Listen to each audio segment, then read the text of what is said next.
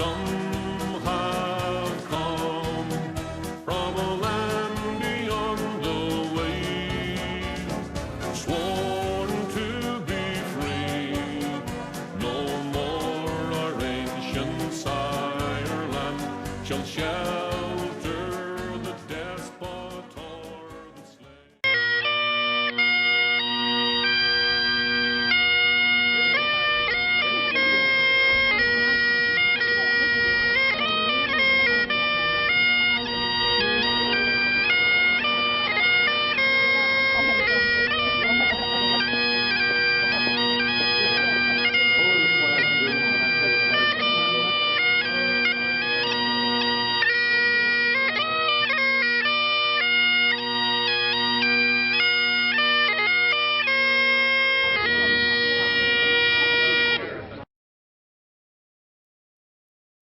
Patriots who died in 1916 with the respect and dignity that is their due, and we cherish 100 years later the principles and ideals contained in the proclamation for which they fought. Brian Brennan will now read the proclamation.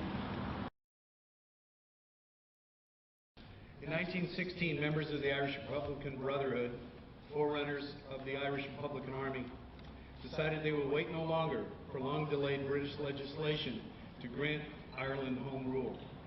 A force of about 1,600 rebels mounted what would come to be known as the Easter Rising. They took over key buildings centered on the General Post Office on O'Connell Street in Dublin.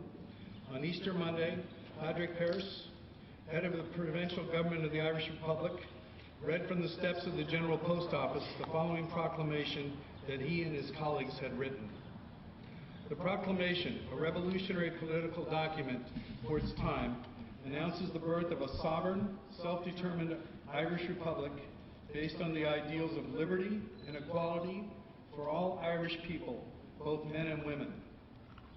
It also invokes the rebel leaders' ethic of blood sacrifice. The Provisional Government of the Irish Republic to the people of Ireland. Irish men and Irish women, in the name of God and of all the dead generations from which she receives her old tradition of nationhood, Ireland, through us, summons her children to her flag and strikes for her freedom. Having organized and trained her manhood through her secret revolutionary organization, the Irish Republican Brotherhood, and through open military organizations, the Irish Volunteers and the Irish Citizen Army, having patiently perfected her discipline, having resolutely waited for the right moment to reveal itself, she now seizes that moment, and supported by her exiled children in America and by gallant allies in Europe, but relying on the first, her own strength, she strikes in full confidence of victory. We declare the right of the people of Ireland to ownership of Ireland and to the unfettered control of Irish destinies, to be sovereign and indefeasible. The long assertion of that right by a foreign people and governments has not extinguished the right, nor can it ever be extinguished except by the destruction of the Irish people. In every generation, the Irish people have asserted their right to national freedom and sovereignty.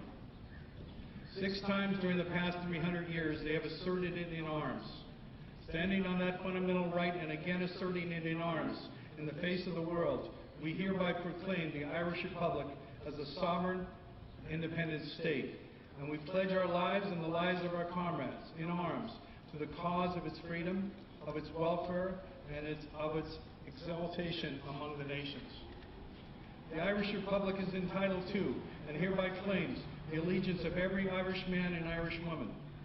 The Republic guarantees religious and civil liberty, equal rights and equal opportunity to all its citizens, and declares its resolve to pursue the happiness and prosperity of the whole nation and of all its parts, cherishing all of the children of the nation equally, and oblivious of the differences carefully fostered by an alien government which has divided the minority from the majority in the past.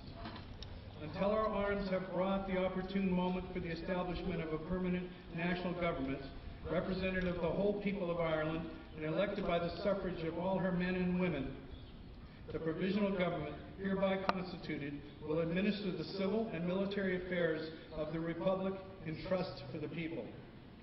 We place the cause of the Irish Republic under the protection of the Most High God, whose blessings we evoke upon our arms, and we pray that no one who serves that cause will dishonor it by cowardice, inhumanity, and rapine. In this supreme hour, the Irish nation must, by its valor and discipline, and by the readiness of its children to sacrifice themselves for the common good, prove itself worthy of the august destiny to which it is called. Signed on behalf of the provisional governments by Thomas J. Clark, Sean McDermott, Padraig Harris, James Connolly, Thomas McDonough, Eamon Sennett, Joseph Plunkett. And to that name I need to add 9 others. Those names, along with these 9 others, were summarily rounded up after the revolution, after the uprising, and were summarily court-martialed and executed. William Pierce, Edward Daly, Michael O'Hanrahan, John McBride, Michael Mallon, Sean Houston, Con Colbert, Thomas Kent, Roger Casement. The Brits sentenced 90 rebels to death for treason, but they stopped after 14 because of getting unfavorable press. That press was, of course, fueled by the demonstrations in New York, in Boston, in every town there was Irish in America. Yankee Stadium was filled to capacity by Irish screaming for the termination of these executions. Thank you.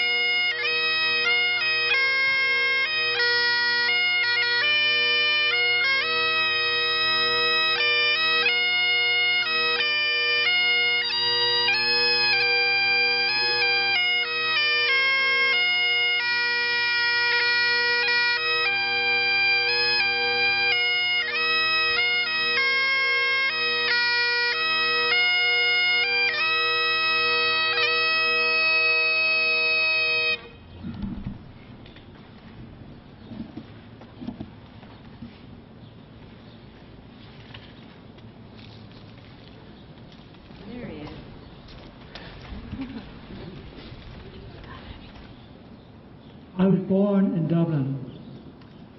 There's a second place called Arbor Hill, where the Irish leaders in 1916 were buried. I was born 300 yards. I spent my first 18 years right in the shadow of that sacred place in Arbor Hill. And going there, I've been there many, many times. It's always a quiet, silent presence, and reading the proclamation of 1916 and seeing the graves. I remember back in the 50s, 60s, was visited by President Kennedy. At that time, it was a place where all national visitors came.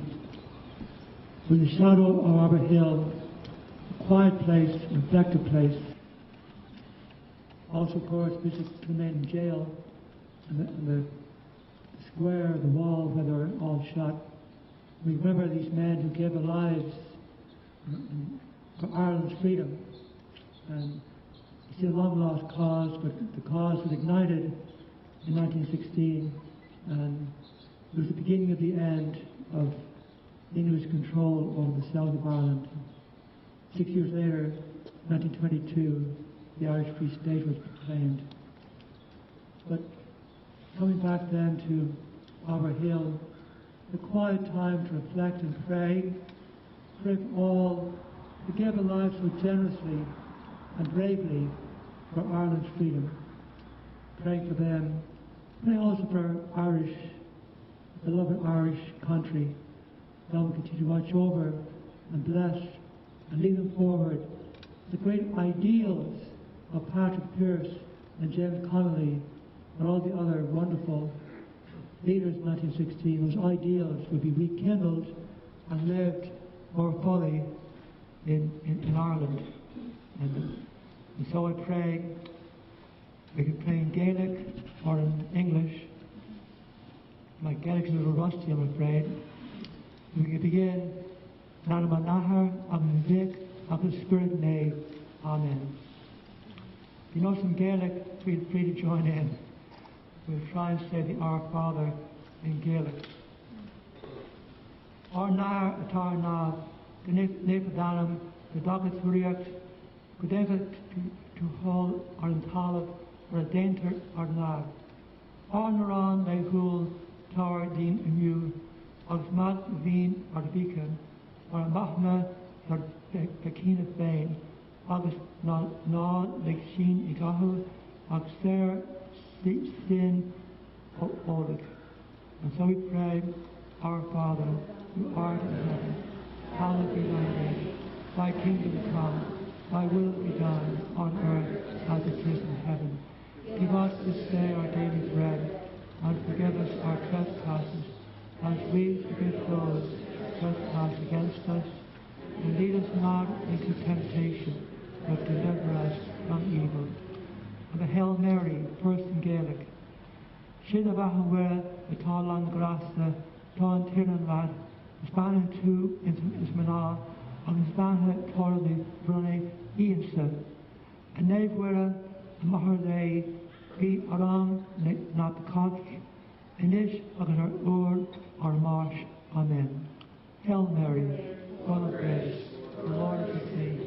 Blessed art thou among women, and blessed is the fruit of thy womb, Jesus. Holy Mary, Mother of God, pray for us sinners, now and at the hour of our death.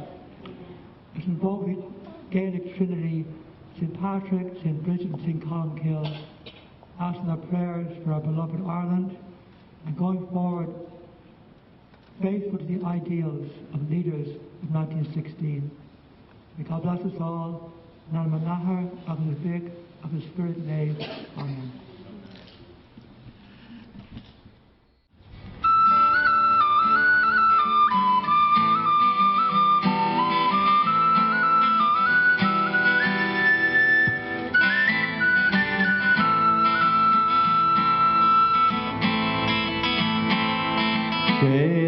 The fun for the flame, my hair draped the bang, and the grey have rise to Shelly Mellock.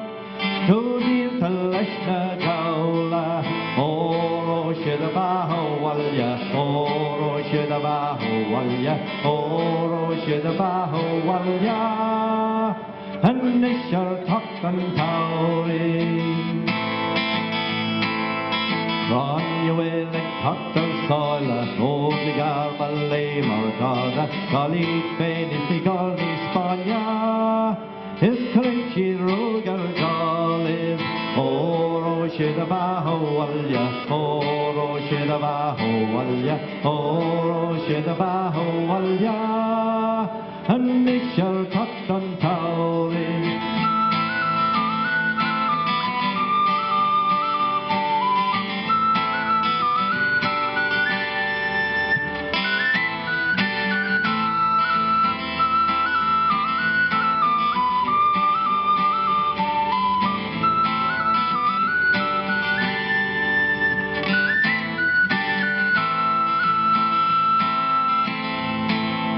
Feelery of heart of beckon, on the medio and the joke of shot and son, you will a smeel and a shot, and fogger foner golliv, oro shidabaho walya, oro shidabaho walya, oro shidabaho walya, and ishar talk and towering, oro shidabaho walya, oro shidabaho walya, oro shidabaho walya, and ishar talk and towering. 100 years ago, the men and women of the Easter Rising took over central Dublin, declared Ireland's independence, and raised the flag of the Irish Republic, which inspired not only the Irish people, but also nations across the globe to seek freedom. It was the spark that would eventually lead to the dismantling of the British Empire.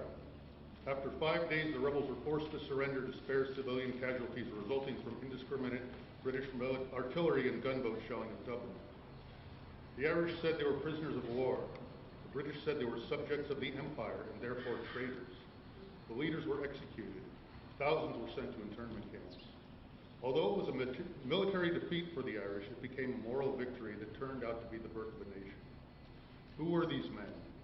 Padraig Pearse was a poet, school teacher, headmaster, proponent of the Irish language and part of the Celtic revival. John MacDonagh, Michael Hanrahan, and Joseph Plunkett were accomplished playwrights, authors, and poets. Artist Willie Pearse, brother of Patrick, was a well-liked painter. Roger Casement was an early human rights advocate, and James Connolly was a labor leader, union organizer, and one of the founders of the IWW, International Workers of the World. Why would they risk their lives for what seemed to be a hopeless cause against the might of the British Empire?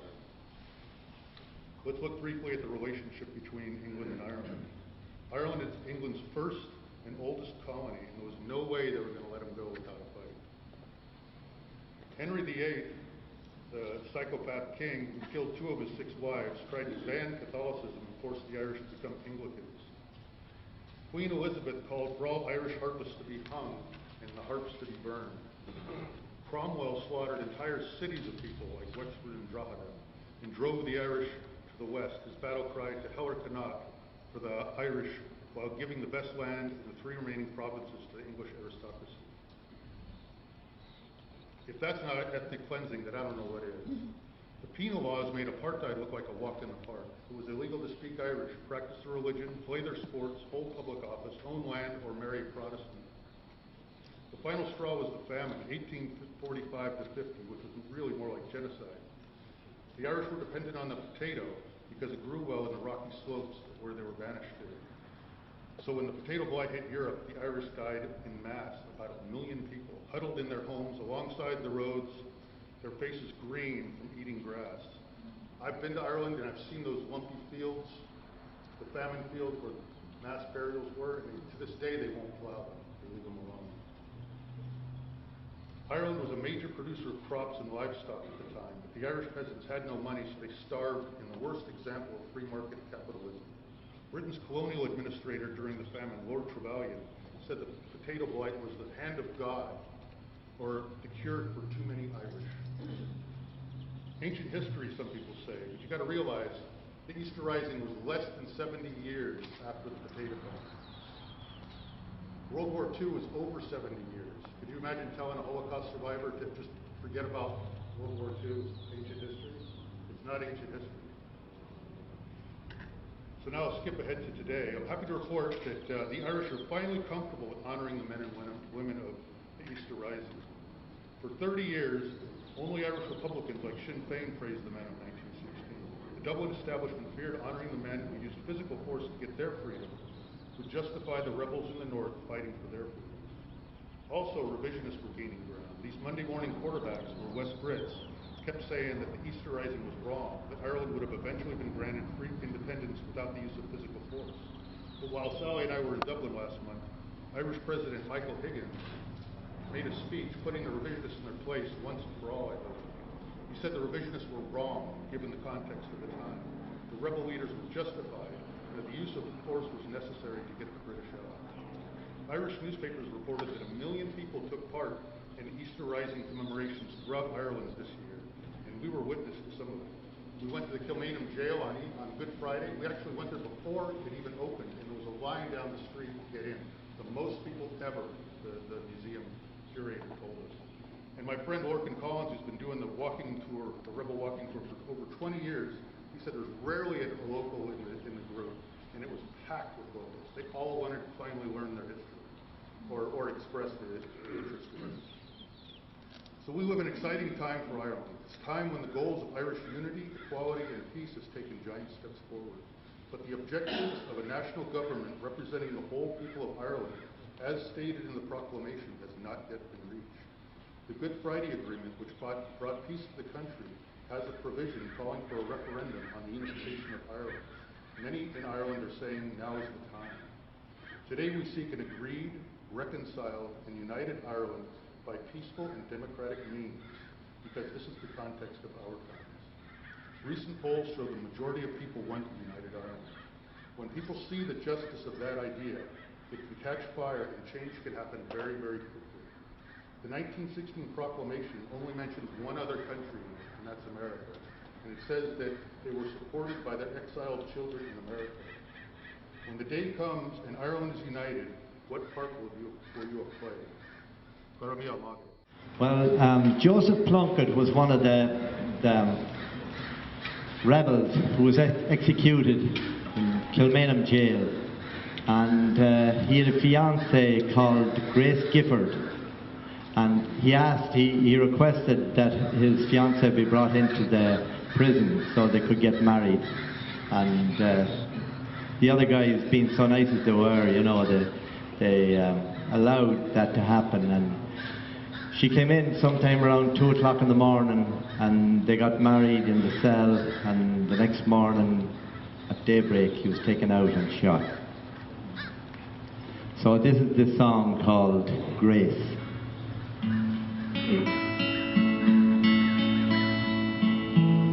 As we gather in this chapel here in old Kilmainham jail, I think about these last 2 weeks. Oh, will they say we failed? In our school days they have told us you must yearn for liberty, but all I want in this old place to have you here with me. So Grace, just hold me in your arms and let this moment linger. Then they'll take me out at dawn and I must die. With all my love I place this wedding ring upon your finger. There won't be time to share our love, so we must say goodbye. I know it's very hard, my love, for you to understand the love I bear for these brave men, my love for my dear land. But when Polly called me to his side down in the GPO, I had to leave my own sick bed. To him I had to go. So Grace, just hold me in your arms and let this moment linger. Then they'll take me out at dawn and I must die. With all my love I place this wedding ring upon your finger. There won't be time to share our love, so we must say goodbye. And now the dawn is breaking and my heart's breaking too. On this May morning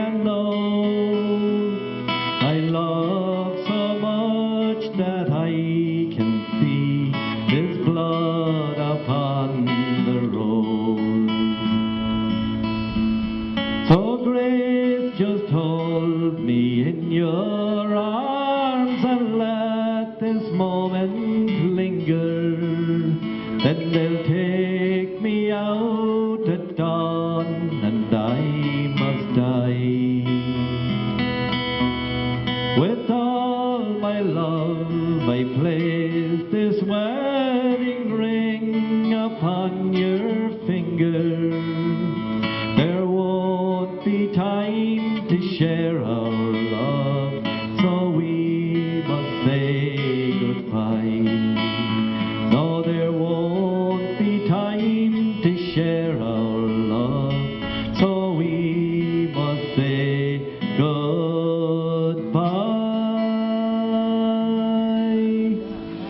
Thank you. Steve, come on up here. This is Steve McCullough, and he's going to read a poem of the thoughts of the British soldier who shot James Connolly while he was sitting in his chair, wheelchair, and he couldn't stand up because he had been shot in the battle. Okay, over to you, Steve. Thanks, Willie. Yeah, Willie ambushed me when I got here this morning saying, "Will you read this?" So, and before I do, James Connolly was, of course, one of the last to be killed on the last day, and he was already a dead man because he was so grievously wounded. And I think he was one of the banner cries that they took up in 1919 when they started the War of Independence. He painted, sitting bandages all around him as he was tied to the post on a stretcher. He painted a very, very poor picture of the British Empire. But here we go. A man was all shot through today that came into the barrack square. A soldier I'm not proud to say, we killed him there. They brought him from the prison hospital to see him in that chair. I thought his smile would far more quickly call a man to prayer. Maybe we cannot understand this thing that makes these rebels die, yet all things love freedom and the spring clear in the sky. I think that I would not do this deed again for all that I hold by. Gazed down my rifle at his breast, but then, a soldier They say that he was kindly, different through, apart from all the rest. A lover of the poor, all shot through, his wounds ill-dressed. He came before us, faced us like a man, who knew a deeper pain than blows or bullets, ere the world began. Did he die in vain? Ready, present, and he just smiling. Christ, I felt my rifle shake, whose wounds were open and out. Round that chair was one red lake. I swear his lips said fire, when all was still. Before my rifle spat that cursed lead, and I was picked to kill a man like that, James Connolly. A great crowd had gathered outside of Kilmainham, their heads all uncovered, they knelt on the ground. For within that grim prison was a brave Irish soldier, his life for his country about to lay down. He went to his death like a true Irish soldier, the firing party he faced and so brave. Then the orders rang out, present arms fire. James Connolly fell into a ready-made grave. The black flag was hoisted, the cruel deed was over. Gone was the man who loved Ireland so well.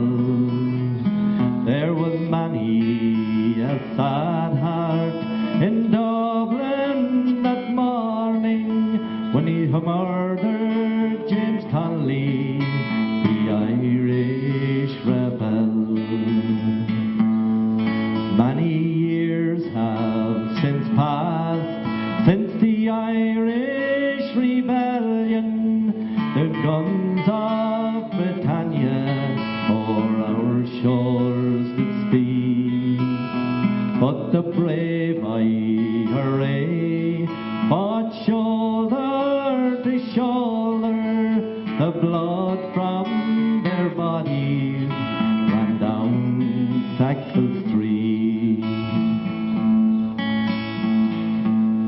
the forecourts of Dublin, the English bombarded the spirit of freedom.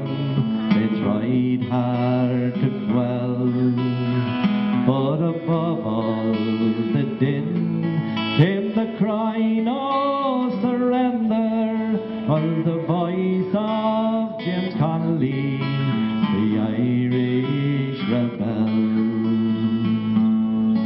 God's curse to you, England, your foul-hearted murderers, your cruel deeds would shame all the devils in hell. The shamrock grows green, but no roses are blooming o'er the grave of James Connolly, the Irish rebel. Thank you. Thank you, Willie. Next up, we have Michael Ward, Ventura College. Okay, yeah, O'Donovan Rossa grew up in the shadow of the famine. He lost his father to the famine. I think he was just a young teenager, and he got caught up in the Irish independence movement, and it wound him up in jail in England. He was released in '67, soon after, 71, I guess it was just a few years after a failed rebellion in 1867. And he was then exiled to the U.S., where he lived in New York. And he was one of the organizers of the Irish Republican Brotherhood, the Fenians, in New York, and who sent money to support Irish independence. He was allowed to come back to Ireland twice. Later, around the turn of the century, I think the last one about 1905. And when he died in 1915, Patrick Pearse arranged to have his body brought back to be buried in Dublin. And at his funeral oration, Patrick Pearse delivered this oration. It has seemed right, before we turn away from this place in which we've laid the mortal remains of O'Donovan Rossa, that one amongst us should, in the name of all, speak the praise of that valiant man, and endeavor to formulate the thought and the hope that are in us as we stand around his grave. And if there is anything that makes it fitting that I, rather than some other, I, rather than one of the gray-haired men who were young with him and shared in his labor and in his suffering, should speak here, it is perhaps that I may be taken as speaking on behalf of a new generation that has been rebaptized in the Fenian faith and that has accepted the responsibility of carrying out the Fenian program.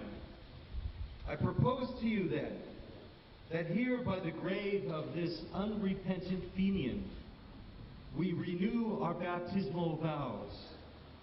That here by the grave of this unconquered and unconquerable man, we ask of God, each one for himself, such unspeakable, unshakable purpose, such high and gallant courage, such unbreakable strength of soul as belonged to O'Donovan Rossa.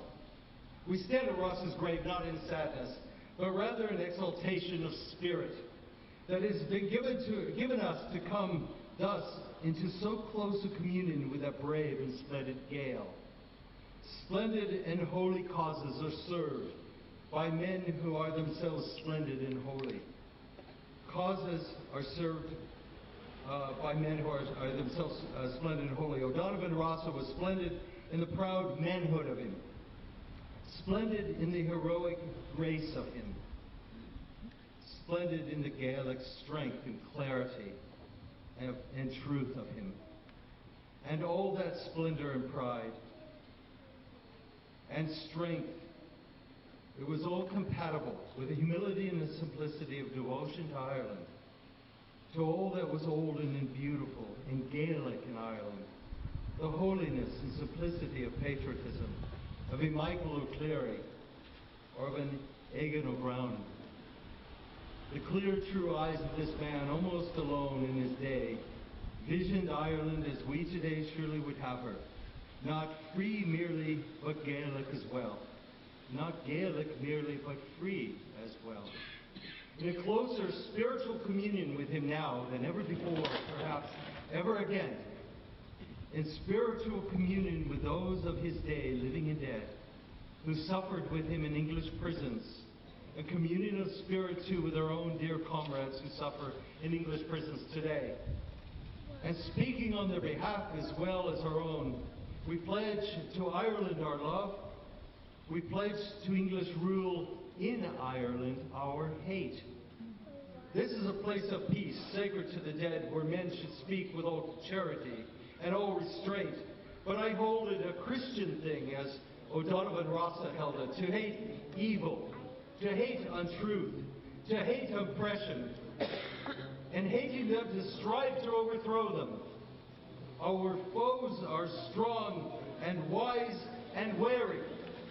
But strong and wise and wary as they are, they cannot undo the miracles of God, who ripens in the hearts of young men the seeds sown by the young men of a former generation. And the seeds sown by the young men of 65 and 67 are coming to the miraculous ripening today. Rulers and defenders of realms had need to be wary if they would guard against such processes. Life springs from death, and from the graves of patriot men and women spring live nations. The defenders of this realm have worked well in secret and in open. They think that they have pacified Ireland. They think that they have purchased half of us and intimidated the other half. They think that they have foreseen everything. They think that they have provided against everything. But the fools, they have left us, our Fenian dead. And while Ireland holds these graves, Ireland unfree shall never be at peace. Thank you. Well, Aoife, this is my daughter Aoife, for the people who don't know her, and she's going to sing a lovely song called The Bold Fenian Men. They were in the mid-1800s, and I'm not sure exactly the dates, but they were a great band of men, brave men.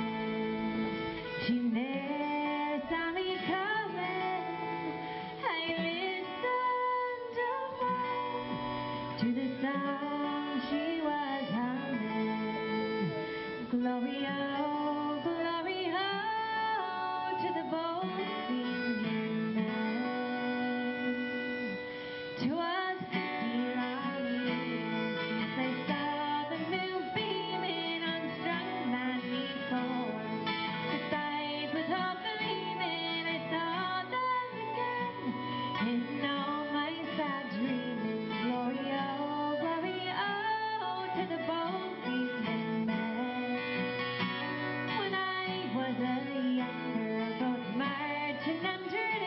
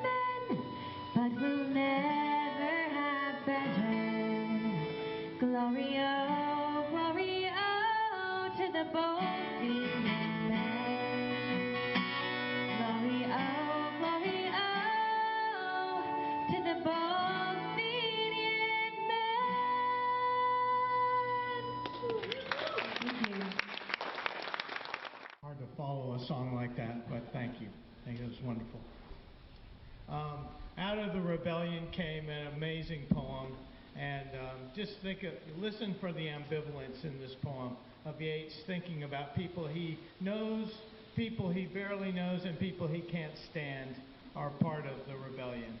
And he has to write about it in order to honor them. I have met them at close of day, coming with vivid faces from counter or desk among gray 18th century houses. I have passed with the nod of the head or polite meaningless words, or have lingered a while and said polite meaningless words, and thought before I had done of a mocking tale or a jibe to please a companion around the fire at the club. Being certain that I but lived where motley is worn, all changed utterly, a terrible beauty is born. That woman's days were spent in ignorant goodwill, her nights in argument, until her voice grew shrill. What voice more sweet than hers when young and beautiful she rode to harriers? This man had kept a school and rode our winged horse. This other, his helper and friend, was coming into his force. He might have won fame in the end. So sensitive his nature seemed, so daring and sweet his thought. This other man I dreamed, a drunken, vainglorious lout. He had done most bitterly wrong to some who are near my heart. Yet I remember him in the song. He too has resigned his part in the casual comedy. He too has been changed in his turn, transformed utterly. A terrible beauty is born. Too long a sacrifice can make a stone of the heart, or when may it suffice? That is heaven's part, our part, to murmur name upon name, as a mother names her child, when sleep at last has come on limbs that run wild.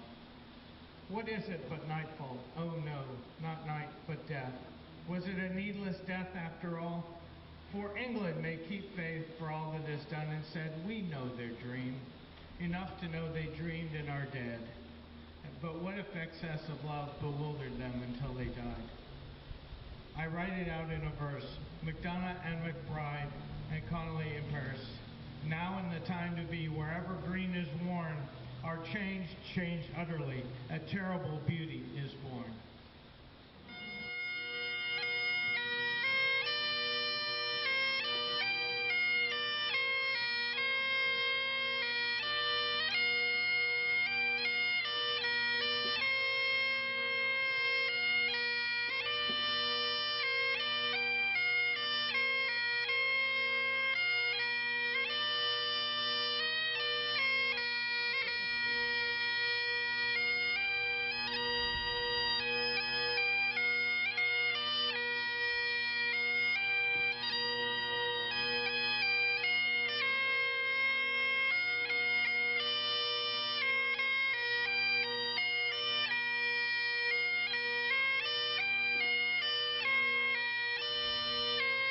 Means of defense.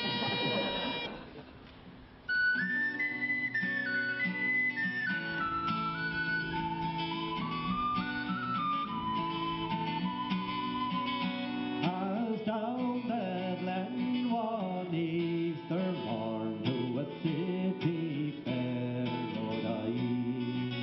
There armed lines of marching men in squadrons passed me by. No fight did hum nor battle drum, it sounded loud tattoo. But the endless bell or the lippy swell trailed in through the foggy dew. Right proudly high over Dublin town, they hung out their flag of war. It was better to die neath an Irish sky than the silver or the Soodle bar. And from the plains of Royal Mead, brave men came hurrying through, while the English Huns with their long-range guns sailed in through the foggy dew.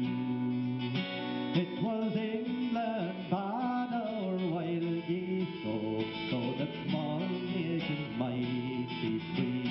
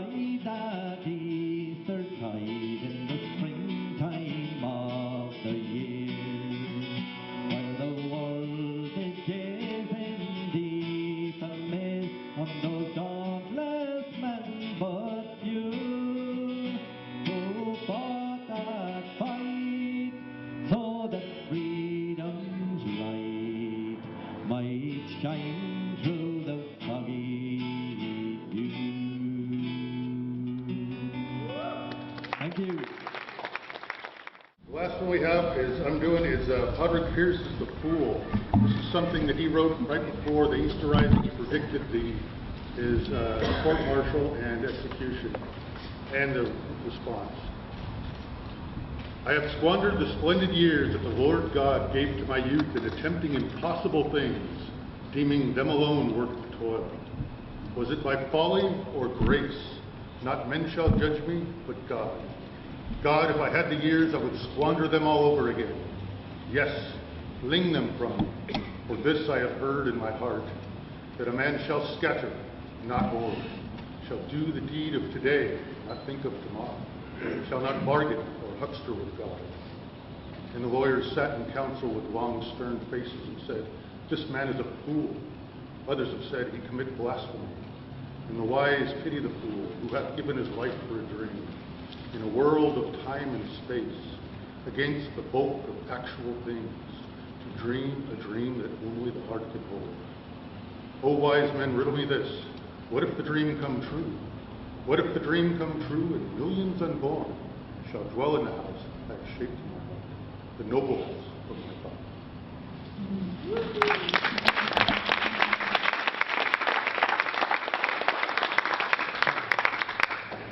Well, we want to see and hear everybody singing this song, because I'm sure you know it, and if you don't, it's very easy to learn. The chorus is, we're on the one road. That's the name of the song. We're on the one road, sharing the one load. I'm sure you can sing that much of it anyway. So.